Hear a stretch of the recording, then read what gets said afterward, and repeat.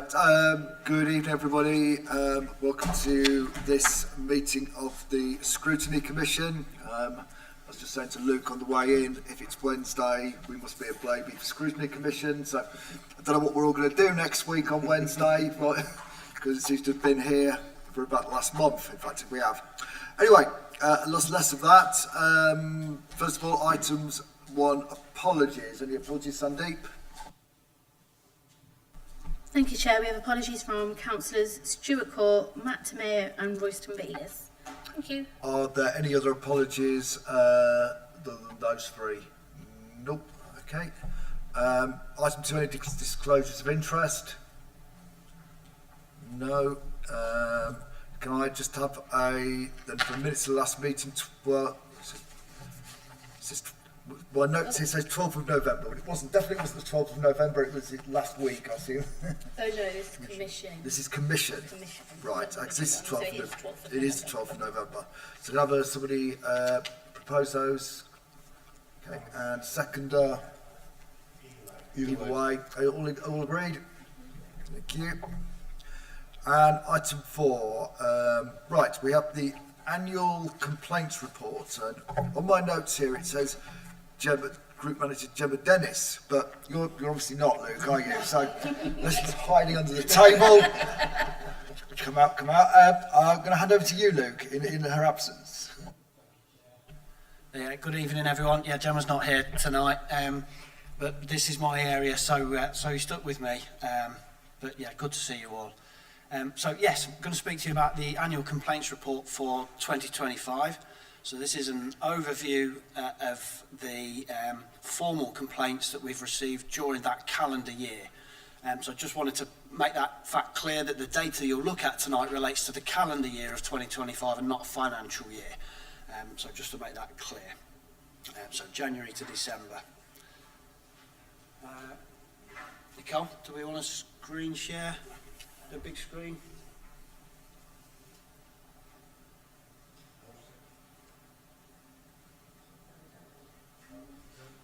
Give me a chance for a swig of bit of coffee. There we go. Thanks, Sandeep. Okay. So in terms of context about the report, what are we going to share with you tonight, or what am I going to share with you tonight? We're going to look at the volume of complaints we've received across 2025, how that compares to the previous year in 2024. We're going to look at the nature of those complaints, so how we categorise those complaints, the proportion of the complaints that we've upheld or not upheld, and I'll give you the context around that as we get to it, and then complaints that have been investigated by the National Ombudsman Service as well, the Local Government Ombudsman, and some indications of further improvements to our process that we've got planned for the next few weeks and months. So first of all, wanted to start with an overview of what is a complaint. So we have a published complaints, comments and compliments policy on our website at the moment, and that defines a complaint as an expression of dissatisfaction about a council service, whether that service is provided directly by the council or by a contractor or partner that requires a response. Just something I'll elaborate on further in the presentation, as we are revising that definition currently to fall in line with some new guidance that's been released by the Ombudsman relatively recently on their website called the Complaints Code, which again I'll elaborate on further into the presentation. We currently categorise our complaints at 4 different levels. So a service level or stage 0 complaint, that's typically dealt with directly by the service area, isn't formally recorded or monitored centrally by the information governance team. So those type of complaints won't feature in the data that you see tonight. And I'll elaborate a little bit more on how we categorise those further forward as well. Formal stage 1 complaints, so more serious complaints that are dealt with at the first stage of our formalised process, which is in our policy. And complainants have the option to escalate stage 1 complaints to a stage 2 level as well. So that's a separate category in itself. A formal stage 2 complaint is an escalated stage 1 complaint, essentially. And then we have complaints that escalate to the National Ombudsman beyond stage 2 of our process. So if a complainant is still not satisfied with the response at stage 2, they have the option to move that complaint onto the National Ombudsman for review and investigation there. So there are 4 categories, but again, I'll go into those in more detail as we progress through. So I'm going to start off with some data around complaint volumes. And what you'll see here is the current year's data, the 2025 data for the amount of stage 1 and stage 2 complaints that we have received. We'll compare that to the previous year's data, and then we'll look at the breakdown of those complaints that we've received by the individual service areas at the council. And again, we'll look at that on a current year and previous year comparison. So hopefully everybody can see that. On the first slide here, you can see the volume of formal complaints handled across the calendar year and the proportion of stage 1 complaints versus stage 2. So stage 1 is the green part of the bar chart you can see. Stage 2 is the purple part of the bar chart. So just a reminder, stage 2 is an escalation of a stage 1 complaint.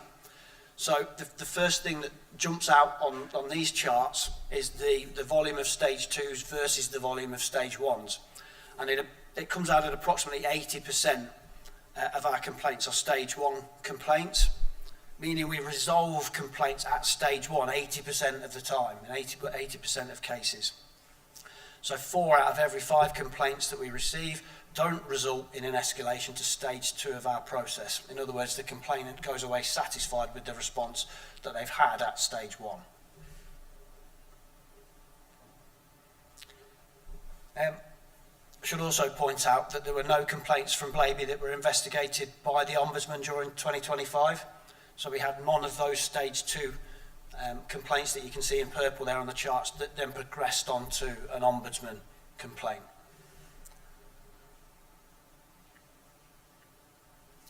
Apologies if the graphics are a little bit smaller on this slide to fit it all in. So on the 2-year view, 24 versus 25,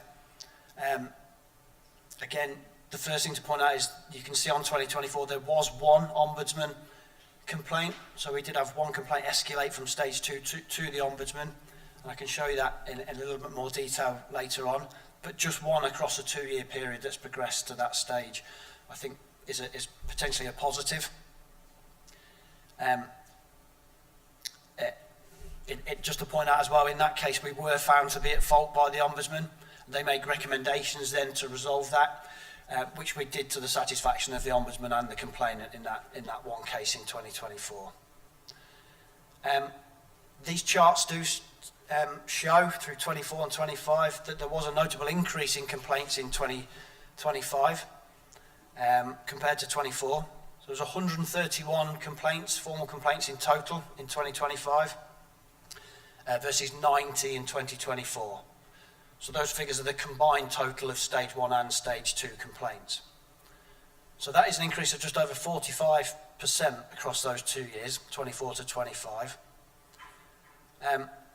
Initial explanations for that point towards 2 outlier, unusually quiet quarters in quarter 1 and quarter 4 of 2024. You can see here quarter 1 was 16, quarter 4 was 8 complaints received during those quarters. So they were unusually quiet quarters, those were for the number of formal complaints that we receive. Just to add some further context to that, the final 2 quarters of 2023, there was 48 complaints that we received in total in that second half of 2024, which adds further weight to the argument that they were unusually quiet quarters in quarter 1 and quarter 4 of 2024.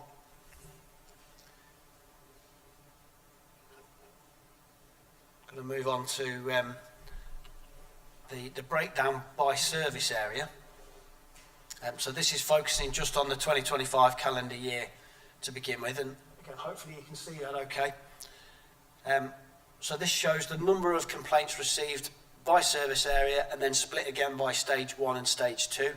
So again, the green is stage 1, the purple is stage 2. So you can see there at the top, refuse and recycling lead the way, if that's the right phrase, with the number of complaints received in that department, 28 stage 1 and 3 at stage 2. I would suggest what's notable on this graph is the number of complaints that aren't progressing to stage 2.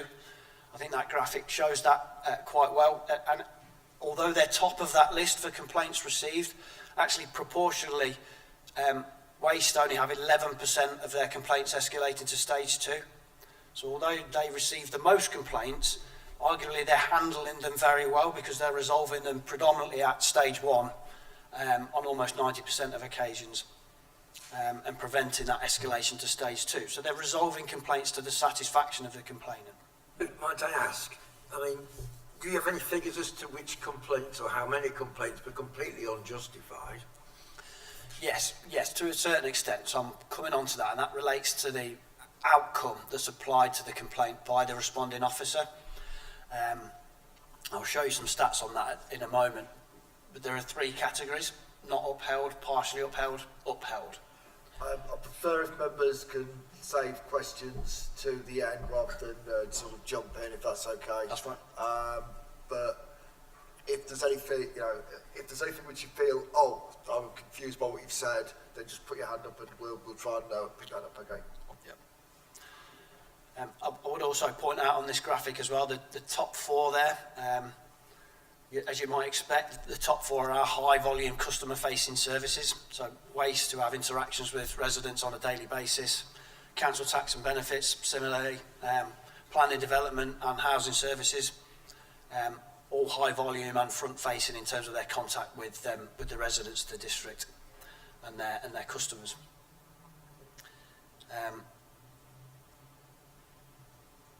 Okay, and linked to what you've just asked there, some of these stats do include complaints where we have not upheld that complaint as well.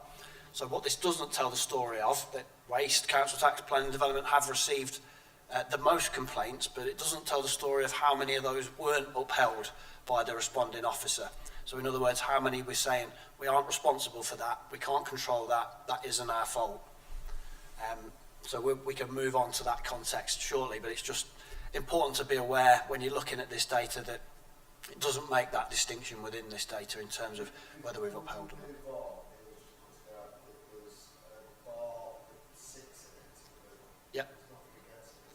Yeah, and I spoke to Sandeep earlier about this today and realised that myself that after I'd submitted it to Sandeep, so I have to apologise, hands up, this is a mistake on my part. What I do need to tell you, because I've made my notes here, out of those 6, 2 of them belong to waste, 2 of them belong to planning development, and 2 of them were closed due to clarification not being received from the complainant, so they were unallocated in the end anyway. After doing a bit of digging, they weren't properly allocated in the database where we hold these complaints. So apologies, that's my fault. That bit of work should have been done before sitting in front of you guys tonight. Yeah. I am looking to publish this on our complaints webpage on the website as well, so that will be corrected before that's done, obviously. But yes, apologies for that. That is a hands up and a good spot as well. Okay. Again, quite a small graphic, but this just shows the 24 versus 25 comparison of that service level breakdown of those complaints that we've received. So this one, if you look at, just focus on the top few service areas in each year, it does show quite a notable increase in complaints handled, particularly for council tax and benefits and the housing services teams. If I was just to point out there, so that we have 26 there for council tax and benefits in 2025 and just 9 in 2024. And there's a similar rise for housing as well, with 10 in 2024 and 15, so a less proportionate increase, but 15 in 2025. Lightbulb also make an appearance in 2025 with 9 complaints, but don't appear at all on the 2025 chart. So some of that increase can be attributed to improved referrals and categorisations of complaints, with staff correctly channeling those complaints to the centralised management that the information governance team process, rather than just dealing with those complaints within the service and not sharing them corporately. So there has been some improvements in that over the course of the last year. But some may also be due to service delivery changes within those teams that trigger an increase in complaints as well. I did want to highlight as well, and it's nothing to do with me previously being the waste operations manager, but it is notable to point out that waste services do show a reduction in complaints handled during 2025 compared to 2024. So there's a positive there for the waste department, that although they appear top of that list on both years, there is a reduction in the amount they've handled in 2025 compared to 2024.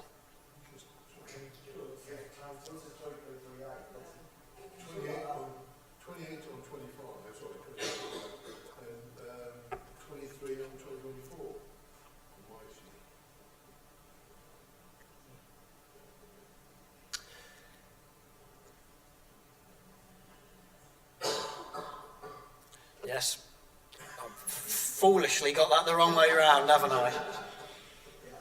Sorry, folks. Yeah. If you just compile those into the same complaint, that'll be great. Strike that from the record, that part. And I wasn't previously the waste operations manager, honestly. They're going downhill since you left.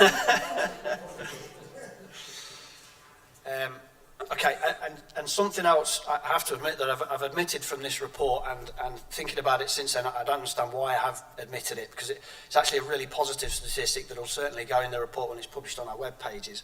But those 131 complaints that we dealt with during 2025, only 2 of them breached our deadline of 15 days to respond to the complainant, which is outlined in our policy, that we have to respond within 15 working days.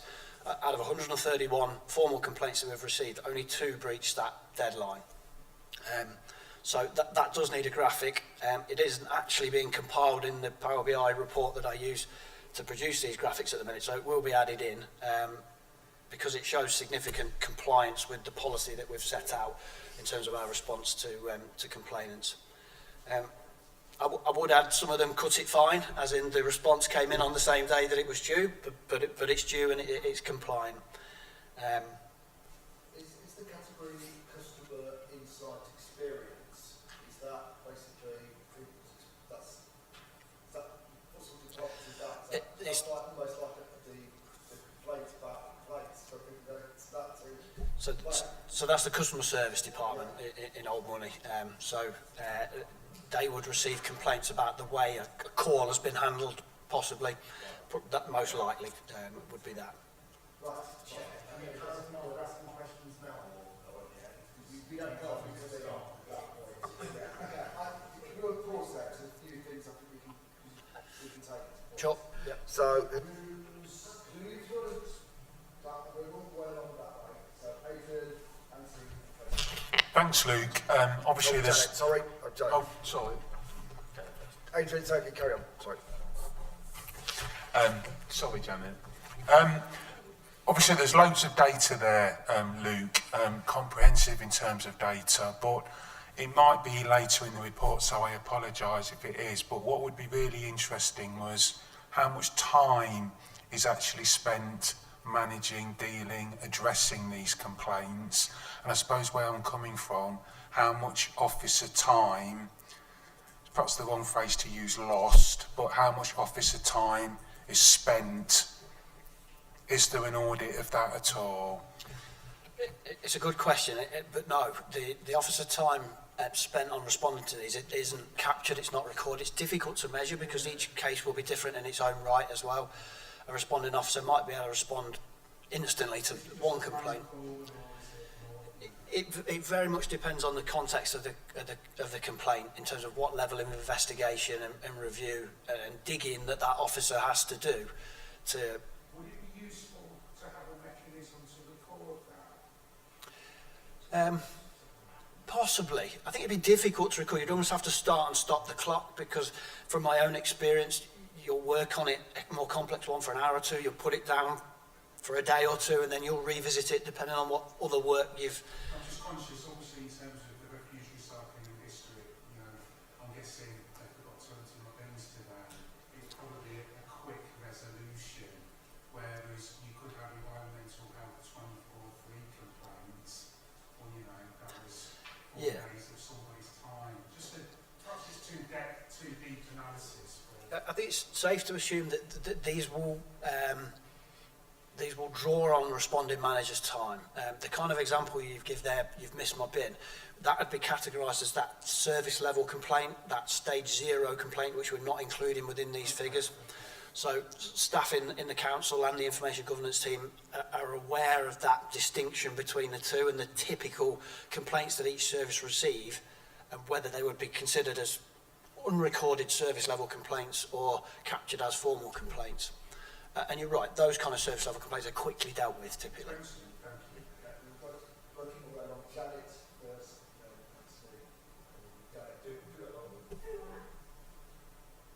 Thank you, Chair.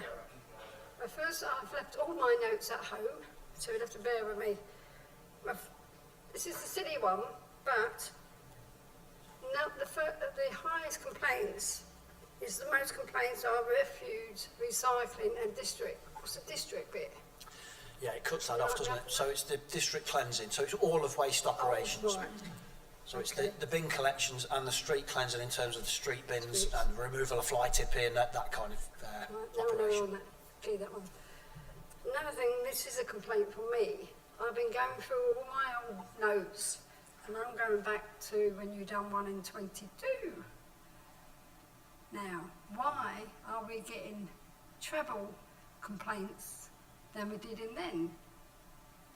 So, considering we're supposed to be improving, is it because of the population has grown dramatically, or we're still failing, you know, on complaints? So, Thank you. so I've not got that data from 2022 in front of me to understand if we've got treble the number of complaints from then.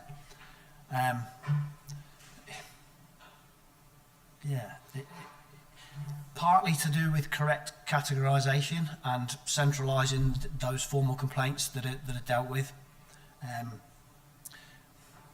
Maybe going back a few years, some of those, the nature of those formal complaints that should be considered as formal complaints and recorded as such, may have just been dealt with locally within that service area without being recorded centrally. So that could account for an increase in the numbers that you see, and it's not that we're getting more complaints, it's that we're correctly recording those complaints. But in terms of other reasons, I wouldn't be aware of those. Sometimes it is service specific, and the changes, the work that's going on within those service areas. From my own experience, when we went to fortnightly waste collections from weekly waste collections, there was a spike in complaints because of that work we're doing in the service area. So that can account for increases from time to time, depending on what's going on within that service area. Just to follow up with that point here, that what's presented to us is 2 years worth of information. What that means it's rather difficult for us to do is to see longer term trends, you know, particularly if we wanted to say, let's say 5 to 6 years worth of data. Now, we don't want to see, I think, all of it presented in this way, but it would be useful for the quantum, the volume of complaints to be on a graph, so we could see, is the general trend up, is it steady over a long term? And we don't see that obviously with just 2 years worth of data. So I think what would be useful for future reference is to have something which showed a longer term trend presented to us. Right, have you finished, Janet? Yep, and I'll move on to Anthony. Thank you, Chair. At the start, you said you were going to distinguish between what is a 0 and a 1. I know you've just briefly touched on what the example Adrian gave, but it'd be good to understand what a 1 is versus a 0. I think the zeros, we probably would get an idea of. But secondly, what has there been any additional training, process changes, or learnings that's come out as a result of this? Because obviously, if we get more complaints, there's obviously more things that aren't being adhered to. Thank you, Chair. So the first point first, the distinction between the service level or stage 0 and stage 1. It's typically about the repetitive nature of that complaint and the speed in which it can be dealt with. So the missed bin example is always the best example. My bin has been missed twice in the last month. Please come and empty it and make sure it doesn't happen again. We would consider to be a stage 0 service level request, because that can be dealt with quickly by that team without investigation or review or a detailed response to that complainant. Whereas another example, and again I'm using the waste example, apologies for that, if somebody witnesses a HGV reversing carelessly into a school driveway, narrowly missing a child, that clearly is more serious, requires investigation and review and a more detailed response and actions resulting from that. So would be categorised as a formal stage 1 complaint. It is subjective to a certain extent and does require the service area to make that decision, sometimes in communication with the information governance team as well, to determine the categorisation. So there aren't any black and white rules over it. You talked about what improvements are coming soon as well. I'll touch on that towards the end. Some of those are coming, that help for staff as well.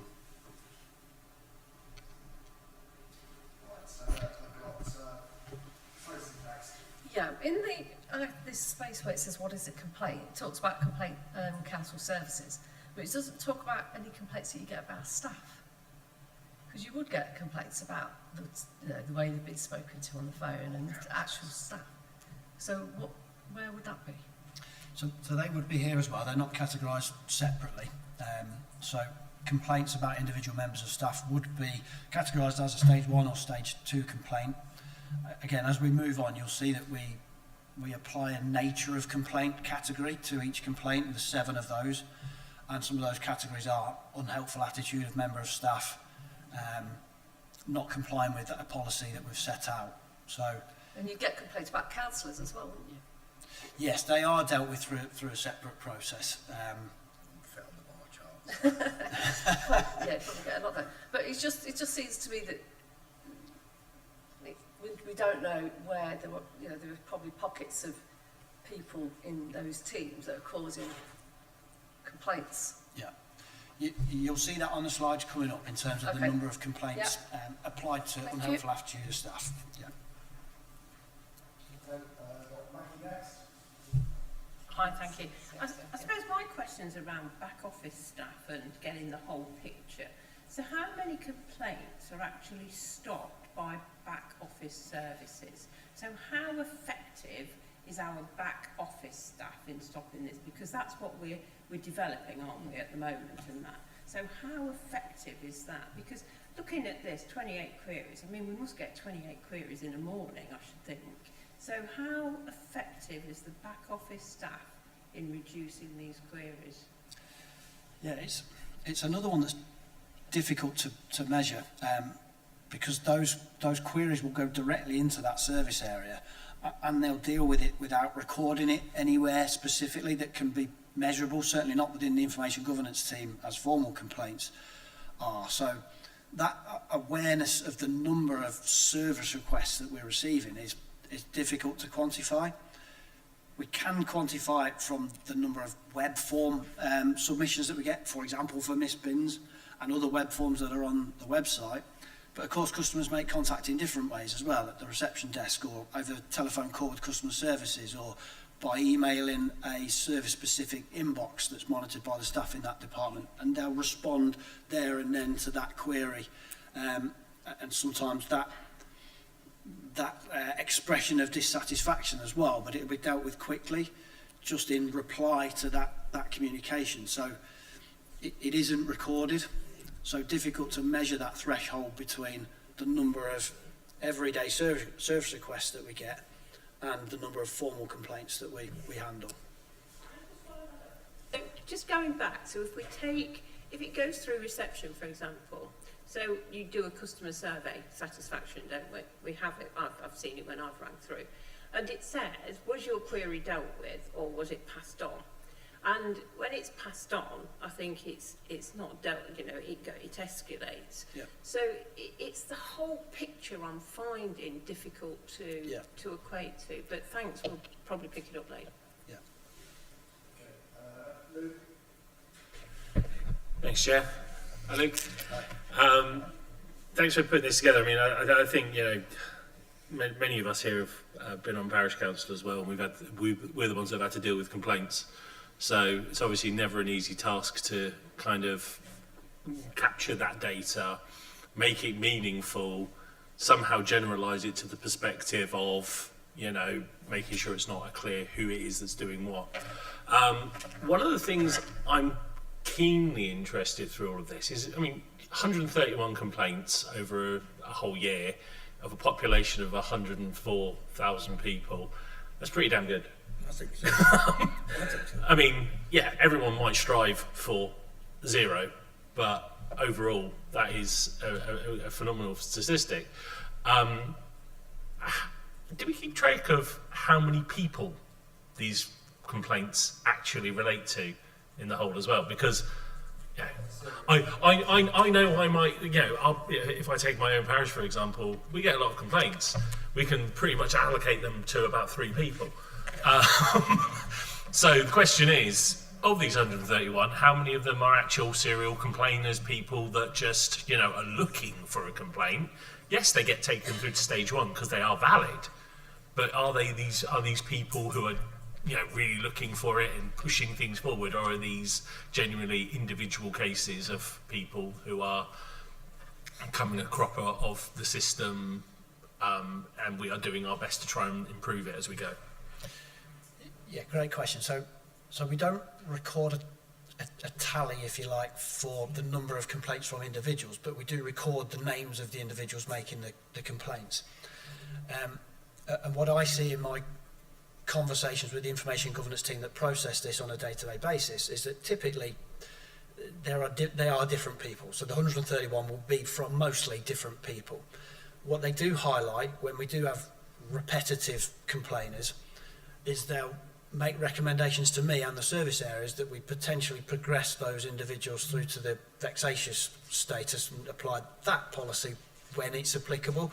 And there's various tests that we can put in place to see if that's the correct thing to do. So those conversations do happen. We're not recording any data around the number of complaints individuals make individually, but there is a process to deal with that if it's justified through that vexatious policy. Neil, Roy, and then I will go back to any further questions once you've completed your presentation. Thank you, Chair. Just a quick one. On the 15-day deadline you mentioned, is that something that will be on the I-plan, that we have as one of the priorities on the I-plan, where we have 15 days? Because I know on the I-plan we have a part which is complaints, etc. Yeah. And is that one of the criteria to meet that complaint, that 15-day, or is that separate? So it's not a metric on I-plan at the minute in terms of the compliance with that rule. It certainly can be, because we can draw on that data, so we can reflect that and communicate that through I-plan. So yes, does that answer your question? Yeah. It's not, but it can be. Yeah. Yeah, one's immeasurable, is more a comment, I suppose, in one way, and the other one's, you know, something of moment, I think. Society doesn't stay the same, and obviously in times of severe hardship, there must be more demands on our service, and that's masked within these figures and distorts them to some extent. I don't see any way you can ever measure that. The other one was, a lot of us as councillors field complaints from people, and we'll perhaps phone an officer, and we'll go back to the customer and satisfy them, hopefully. Is that measured in any form within these figures? No.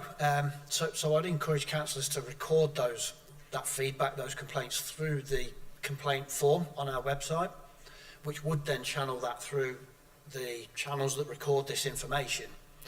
So there's a complaint form, web form on our website, where complaints can be submitted.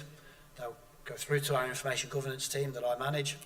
They then record those complaints and distribute them to the relevant service areas.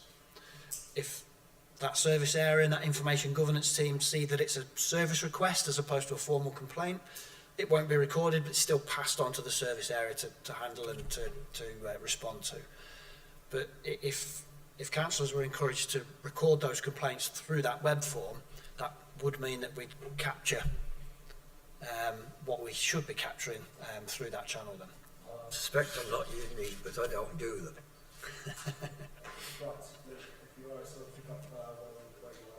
Sure, okay. So we completed that slide and looked at the breakdown across the 2 years for the service areas. So I'll move on now to the complaint outcomes, which gives an overview of what that means. So I'll explain that, the current year data, and then again comparing that to previous year data. So just to clarify what we mean by the 3 categories of complaint outcome. So a complaint can be upheld, where we're saying we take full responsibility for service failures outlined by the complainant. So it's our fault fully. Where that complaint's partly upheld, so we're taking partial responsibility, but some of it isn't our fault or it wasn't our responsibility, and that distinction will be explained by the responding officer in their response. And then where the complaint's not upheld, so the responding officer has decided that there is no responsibility or service failure or fault on the part of the council or that specific service area. And just to clarify, it is the responding officer who's making this decision about the complaint outcome. So in terms of the breakdown of those decisions, the pie chart shows there that we're at almost 50% of cases, formal complaint cases, where the outcome is that we've not upheld that complaint. So we're saying it's not our fault or responsibility, and we'll explain why to the complainant in the response letter. Bear with me. So complaints upheld where we are accepting full fault and responsibility accounted for just 20% in 2025 of all complaints handled. So 27 cases out of those 131, 1 in 5 complaints where we are fully accepting responsibility and fault. So just picking up on the point earlier, 131 is a good figure for a district of our size. Just 27 of those where we accepted full responsibility is equally positive in my view. There's a marginally higher number of 37 cases, 28%, where we partially upheld the complainant's complaint. So we're accepting some responsibility. And of course, the nature of some complaints include different things that complainant is complaining about. So they might capture 2 or 3 points that they want to complain about in the same complaint. So that's the kind of nature of a response where we might say, yes, we're responsible for that part, but not that part. So again, quite a positive graphic for me, that one. Again, that just shows the 2-year view, 2024 versus 25. So 24 shows a similar proportion of fully upheld complaints, but fewer partially upheld complaints, meaning that a higher number were not upheld in 2025.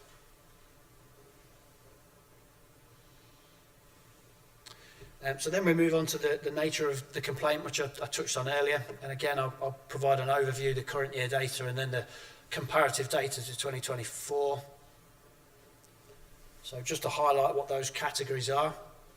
They're a little bit wordy, so apologies for that. 7 categories in total. Failure to provide a service at the level or standard agreed. Neglect or delay in answering a query or responding to a request. Unhelpful attitude of a council employee. Failure to follow a policy or procedure. Failure to consider relevant issues when making a decision. Data protection issues, or something else. So those are the 7 categories that we categorise our complaints in. That's the 2025 view. So you can see that almost 60%, 77 of those complaints are for the first category, which is a failure to provide a service at the level or standard agreed.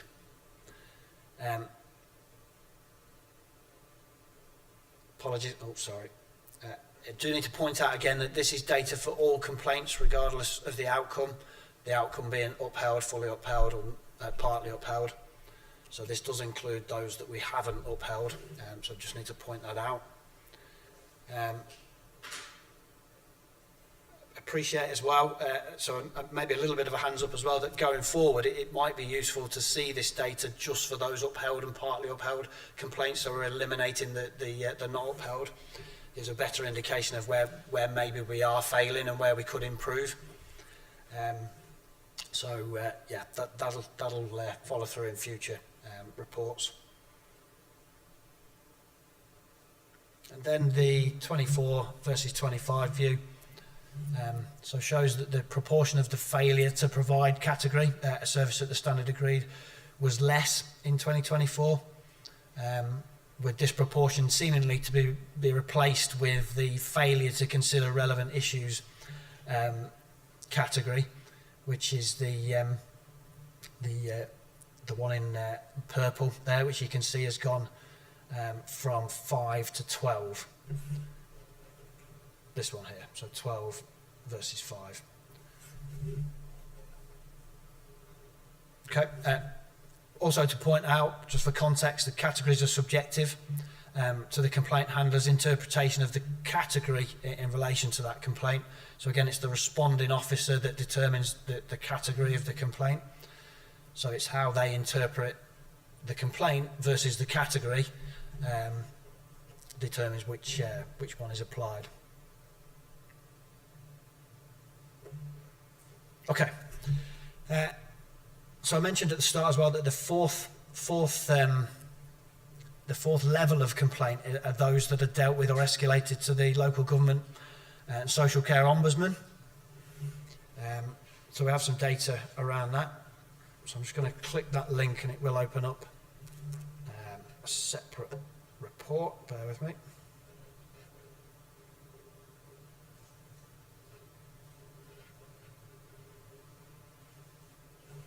So this is actually on the Ombudsman website. I do need to point out that this is the calendar year 24 to 25, sorry, the financial year, I should say, 24 to 25. So we're not strictly comparing apples with apples here. This is looking at a different period, but does provide context nonetheless as to the amount of contact that Blaby residents and Blaby District Council has with the local government ombudsman. So between April 24 and March the 31st, 2025, the Ombudsman dealt with 13 complaints. They assessed and closed 8 of those. They decided that 4 of them wasn't for them to deal with, and they actually investigated one of them, which is the one that you've seen in the stats earlier in the presentation. Just some context there. So complaints dealt with, that's the number of complaints and inquiries considered, but sometimes it's not appropriate to investigate all of them. Sometimes complainants will go directly to the Ombudsman rather than going through the Council's complaints process initially. Typically the Ombudsman then will not investigate those complaints. They'll tell the complainant to go through the Council's procedure first of all, give the Council the opportunity to respond before you escalate to us would be the typical response there. Sometimes it's not relevant for that Ombudsman to look at those complaints. And sometimes they do look at them, they'll assess them, but they'll decide not to investigate them. So the typical process there is that the complainant does go through our procedure, through stage 1, through stage 2. They're still not satisfied. They progress that to the Ombudsman, but the Ombudsman really agrees with our approach and our outcome and is satisfied that we've done all we can to resolve that complaint. So they assess it, but they don't investigate it and they close it. And that happened on 8 occasions through 24-25. So just going down to those stats, again, to remind you that out of those 13 that they received, only 1 was investigated. We were found to be at fault with that 1 complaint, and we were given an action plan to resolve that, which we did to the Ombudsman satisfaction and the complainant's satisfaction. But just to reiterate, there hasn't been any since March 31st, 2025 either that have been investigated by the Ombudsman. So currently we have a almost 2-year period where we've only had one complaint escalated to the Ombudsman that's been investigated.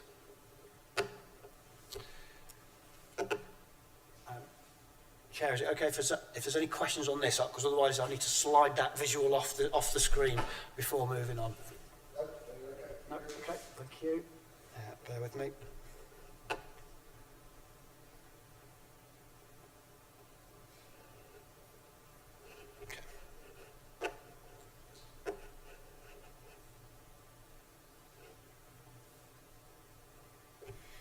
Okay, almost there, folks. So lessons learned, coming towards the end of the presentation. So any good complaints process should aim to learn lessons from where we're going wrong and identify those lessons and implement them. So upon completion of a formal complaint, the responding officer is asked to complete a monitoring form. They confirm the outcome, the nature of the complaint, but also any lessons learned that arise from dealing with that complaint as well. What could they have done better? What can they do better going forward? So the following slide provides an overview of the data in terms of lessons learned. So what you'll see here is that I have isolated the upheld and partly upheld complaints. So we're eliminating those where we're saying we weren't at fault. And in 2025, there was 64 of those complaints where we partly or fully upheld the complaint. In 69% of those occasions, lessons learnt were identified by the responding officer. On 20 occasions, they weren't. So 31% of the time, when we're admitting fault, we aren't defining ways in which we can improve and lessons that we potentially can learn from that. So you'll see from slides coming up that that's a significant point of development for us. We can certainly improve that, put that onus on responding officers to own their lessons learned and to implement them and to articulate them as well. But just wanted to share that as potentially not a positive, but something we can certainly aim to improve.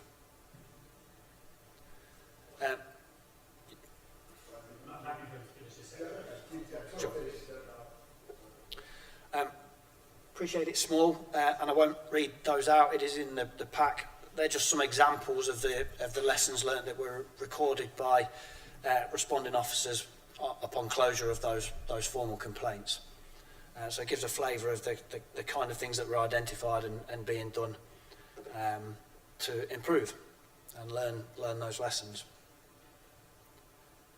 So that's the end of the lessons learned part. There's a couple of, well, there's one slide left in terms of our improvements and development, so I can take the question on lessons learned now if you. Thanks, Chair. Part of my concern from what I've heard there is a case of like marking your own homework. You're asking the officers to admit the fault in the first place, so all those ones where fault was not taken, fair enough, the resident has the chance to escalate if they don't agree, presumably, but yeah, fundamentally sometimes just being able to pawn them off with some thing doesn't necessarily address the problem, but it is sufficient for the memo. It doesn't change the fact that maybe there was actually something at fault. So is there any auditability of that part of the process? And then I suppose when it comes to the lessons learned, yes, it would be, 20 cases not submitting a lessons learned is a problem. But I mean, we should really, if there is a complaint, the procedure should involve a third party, in my opinion, someone external reviewing the issue and agreeing the lessons learned with the officer, rather than it being a case of the officer saying, oh, okay, we admitted fault, this is what we need to learn next time. Because, as I say, it's a bit like marking your own homework. Just a couple of observations. Yeah. So there is a method of auditing or reviewing complaint responses. typically formal stage 1 complaints are answered by the service manager level staff, team leader staff usually, so the first rung of managerial staff. The senior leadership team, which contains the group managers, the exec directors obviously, have access to a portal which shows them all of those complaint responses, the complaint responses and the lessons learned on a screen, so they can select individual complaints, see the complaint, see the response, see the lessons learned. So there's the opportunity to scrutinise and audit and challenge after submission of the response, but there isn't a mandatory process around that at the moment. Thanks, Chair. If you can go back to the lessons learned slide, please, first. The one down, sorry, the actual data. The comments, yeah. So lines 4 and 6, essentially the same thing, about where they leave the bins after. Is that only relative to the house that the actual complaint is? Because every morning on a Friday when I walk down the street with my dogs, every other house has their drive or the bin's been left in a place that blocks the path. And I think we can all probably share very similar experiences on that one. So it'd be good to kind of, I'm surprised it's only, the complaints about waste and refuge is very limited compared to how big that problem is. And I think a lot of the time it's got to a point where residents can't be bothered to complain because nothing feels like it changes with that one. I'll pause you on that one. So I just want to go back further slides, sorry, to the failure complaints outcomes 25 versus 24, please. It's about 5 or 6 back. Keep going up one more, the full pie chart. That one, yeah. So obviously 24, it was a 60-40 split between not upheld versus an admission of something, whereas 2025 it was roughly a 50-50 split. Obviously that's a concern that the percentages are going the wrong way. We're at fault more often, or admitting fault more often. I don't have any context as to why that is. I have been party to discussions around sometimes it's not a bad thing to admit some degree of fault as a pacification to a certain extent to the complaint. How justified that is open to debate, but that might account for some of that change. Do you have any evidence for that? Because that's No. So no. I don't think let's just stick to what we know rather than what we see. Can you just follow up? So I'll take your score. No. Sorry. Just to follow on from that, of the upheld and partially upheld, do we have a breakdown in the service area? So we've got a breakdown for totally the quantum of the total complaints in those areas, but what happens when we look at the upheld and partly upheld against service area? By service area. So not tonight, I don't have that data. It is possible to get that data though. So I don't have an insight tonight for that I can draw on, but it is possible to produce that. I would have thought there would be more interest because that suggests not so much where you're getting complaints, where obviously the high volume is related to people's experience, people's, as you say, front facing with the council services, but it'd be more interesting to see where it is the actual complaints are being upheld, where there is perceived to be failure on the part of the council in certain service areas. So to a certain extent, that's probably the most important bit of information that we need, rather than the actual overall. People complain a lot about bins, which we know they're going to do. Right, anyway, can I go to Adrian and then Mag? Yeah, thanks, Luke. I suppose just a couple of things, really.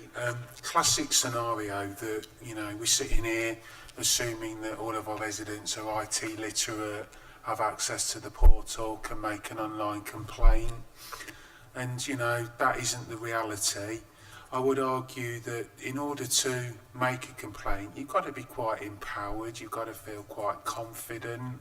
And I suppose where I'm coming from with that perspective is, are you confident that within Blaby there is a culture where perhaps if there's a team or a colleague where we acknowledge that perhaps we didn't get that quite right, would a potential complaint just be manoeuvred?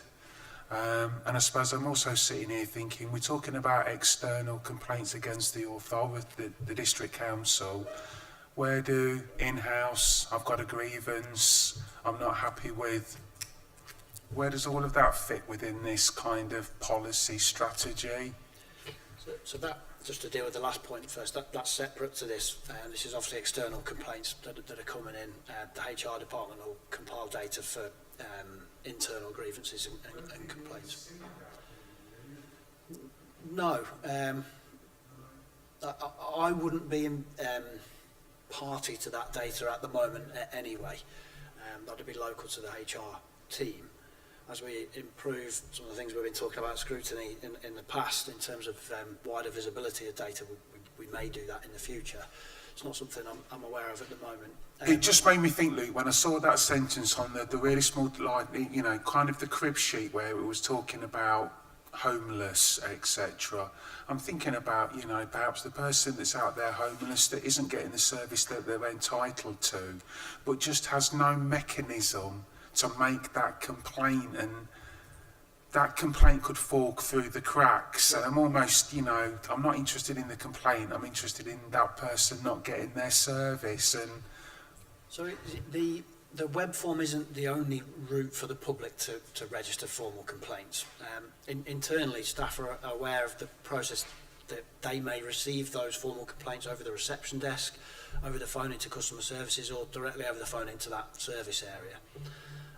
And the staff then have the responsibility that if it is deemed to be a corporate, or a formal complaint, sorry, that they would record it via that web form on the customer's behalf, which channels it in the right direction for processing, but means the customer, the resident, doesn't have to do that part themselves. do you think we have the culture that would say, while entitled to make a complaint, would you like to make a formal complaint?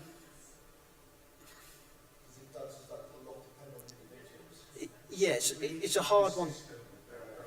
Yeah, that's a cultural issue. So it's a hard one to it's a hard one to answer. I think there's a culture of ownership and responsibility for me. I would say.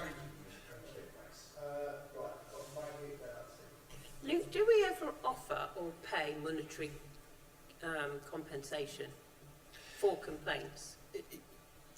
The only one I'm aware of is that Ombudsman complaint that was investigated, and one of the recommendations that they gave us was to pay some compensation to the complainant. So at any other level, we don't offer anything for time or damage. I suppose that's insurance, is it?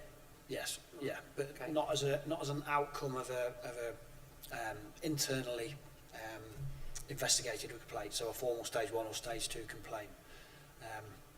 No, Okay. we wouldn't pay compensation.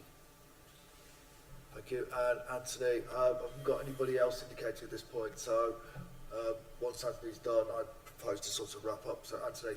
Yeah, sorry, Chair, I did have a couple of follow-ups. It was something that Roy asked before. Obviously, he asked that if we as councillors dealt with a service manager to resolve an issue, that you suggested it needs to then be, was it logged rather than dealing with the service manager, or logged after? In the first instance, I would log it on the complaints form, which would then get channeled to the service manager anyway. Okay.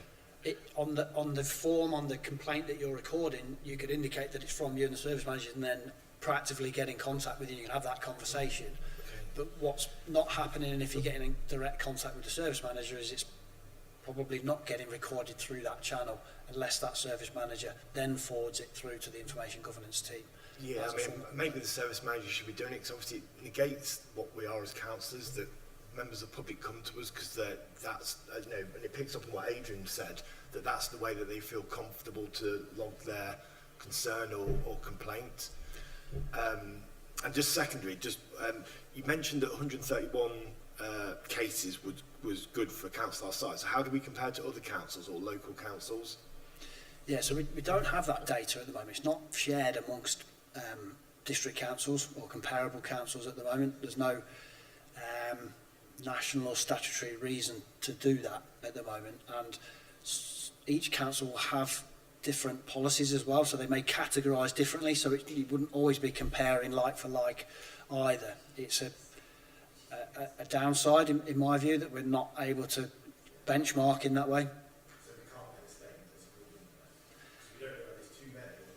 No, we're just making that in the context of the number of residents, aren't we? Internally within Blade. No, no, true.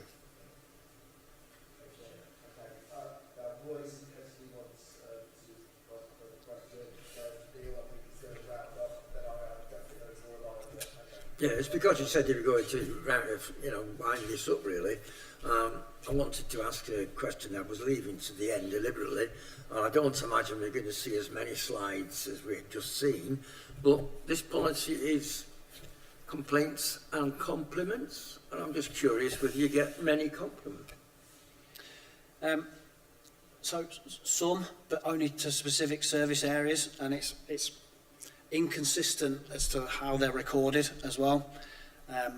So actually one of the improvement development points I'll come on to is that the code that's been released by or published by the Ombudsman is silent on compliments, so it doesn't ask councils to record those or to report on them.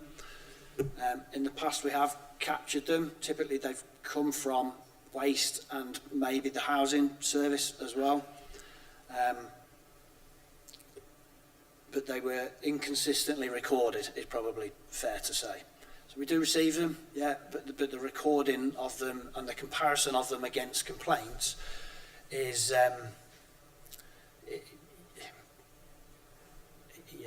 not good data, I would suggest. Okay. Thank you, Chair. Yeah, just three things very quickly. I'd like to include, when we have our next iPlan meeting, I think we need to look at this 15-day deadline and look at some of the other things behind the complaints as a part of our iPlan investigation. I'll have a word with Sandeep and see if we can do something on those to try and pull more information out as members have asked, and we can get that into the iPlan side.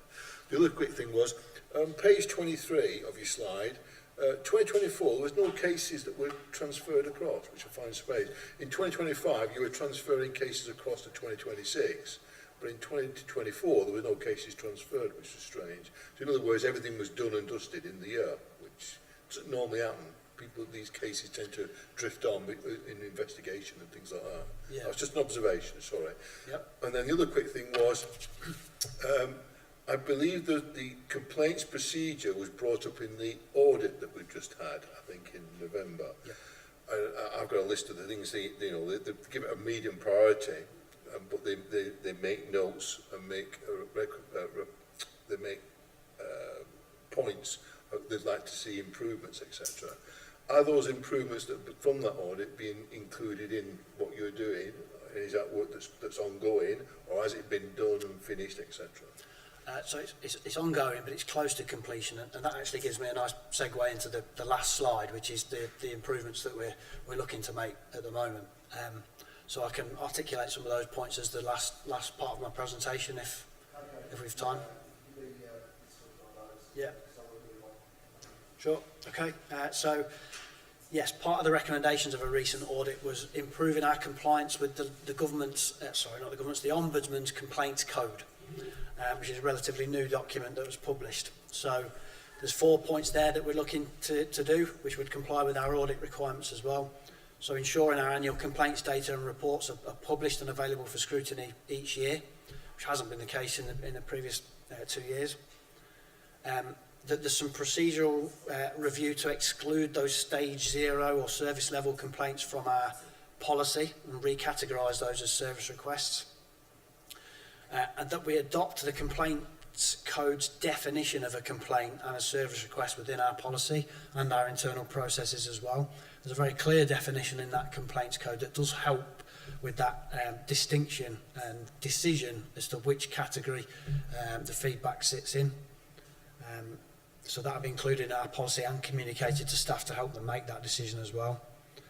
And finally, as we've touched on, a more robust process for capturing and implementing lessons learned from upheld and partially upheld complaints. In short, we're adjusting the way that complaints are reported back centrally to the information governance team, and for want of a better phrase, forces them to record lessons learned with partially and upheld complaints. They have to record something. So that should inadvertently increase that statistic. But there's more that needs to be done behind the scenes on that in terms of actually implementing those lessons learned. And then finally, just some improved internal complaints process and support as well, which came from the audit recommendations, that we improved the templates that are available to staff to aid effective complaint responses and complaint handling as well. So we've put together improved templates that staff can use to draft their response, and also to ensure we've got better consistency with the format of responses that are sent out to complainants as well, and the structure of those. An updated and more detailed complaints procedure for employees as well. So we realised we were a bit light on a detailed internal procedure, talking people through each step of the process, how it works and what they need to do. So that's very close to being published now internally. And some additional supportive training resources for complaint responders as well. So again, we're also very close to releasing that out internally as well, in terms of training resources that staff who respond to complaints can access at the point of responding to the complaint as well. That was a key point for me, that it's not just a one-off training course that somebody does once every 2 years. It's ongoing support that's available to them at the point that they're responding to the complaint. So that's all very close to coming. Right, thank you for that. I assume there's no further questions on that. What I'm going to suggest, obviously Sandy's been taking some notes, is there are, I think, some useful points which have been made and some useful recommendations. Myself and Neil as commissioners will look at some of those things, and then we will might want feedback in a further comments once we can sort of just get our head around all of the remarks which have been made, because I think there were some useful things that, particularly in terms of what we receive with this compact next year, some of the information. But I'm sure that Luke has picked up some of those comments, and we'll pass them on to you. Right, with that, thank you for all those questions, and thank you, Luke, for the presentation. Thanks for you to depart. Right, moving on to the agenda. Should be very swift. The scrutiny of the draft budget. Members will have seen the final version of this, which was circulated very recently. I think it was Monday, wasn't it? Monday. That picked up a few of the comments that people have made. So thank you for those, and those, where possible, have been incorporated, and sometimes we've not been able to put everything in. Are members now happy with that? Yep. Don't think we need to do anything there. Other than that, we're happy that we're all good. We're all good. That'll now.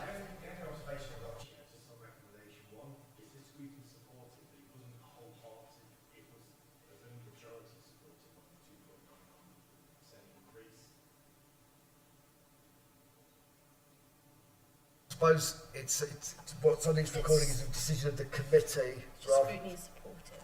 Yeah, rather than it does pick up the debate in it. I know it's, you know. I'm sure that this will come out at the council tax debate budget meeting in February.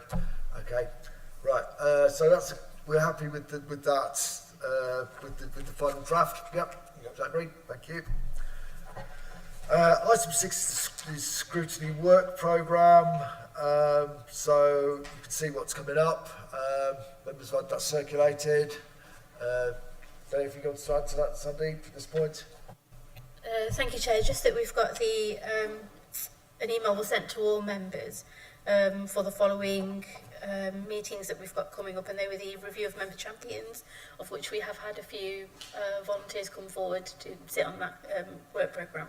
Yeah. And HR Phase 2, which is commencing on 25th of March, and I could do with a few more volunteers for that working group, Chair. So if there are any other members, or if a message could be cascaded to groups, that would be appreciated. Yeah. Thank you. Right, good. So, members are asked to note those, and as I say, if any actions, if anybody wants to volunteer, please do so. Or I'd almost say them all. Oh, sorry. How do you get car park strategy away from TBC? Come on, you know it's always a fun one with